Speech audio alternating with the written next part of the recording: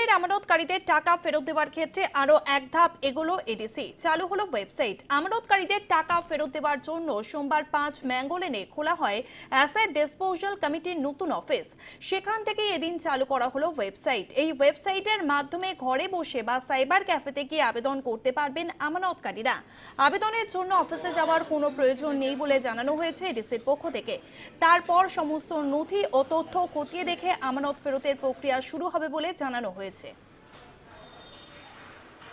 দেখুন, high court asset disposal committee appoint করেছেন এবং তার চেয়ারম্যান আমাকে করেছেন, এবং আমাদের একজন ইডির রিপ্রেজেন্টেটিভ আছেন, একজন আমাদের স্টেট গভর্নমেন্টের রিপ্রেজেন্টেটিভ আছেন, 3 জন মেম্বার এডিসির।